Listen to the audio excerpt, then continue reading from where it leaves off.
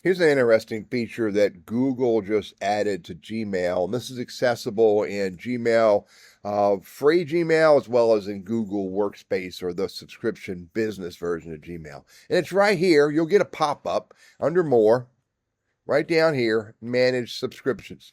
Now, I like this. I kind of get how it works. It works based on the word unsubscribe being in the message, in this case from Quora or even from Google Alerts as an unsubscribe button.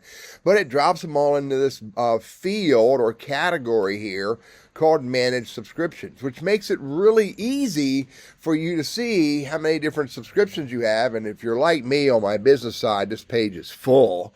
And so then you can make a decision, wow, I don't want these anymore, and you just click on unsubscribe. Now, in some cases, it unsubscribes from within this window right here. But in some cases, it kicks you over into their website. Let me try and see what happens here.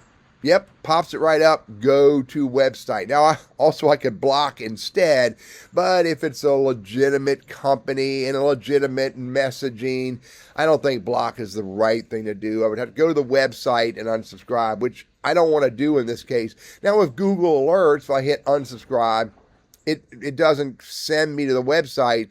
It'll do it right in here. Again, some of these subscriptions, the unsubscribe button will work right in the message, i.e. in this window, but then others are going to send you to the website. It's a little more tedious, but if you want to keep your email clean and clutter-free, this is useful. And thank you, Google, for adding managed subscriptions for me to get to all of them at once. I'm Teddy. I'm a Google Workspace and Gmail guy, and I hope this is helpful for you.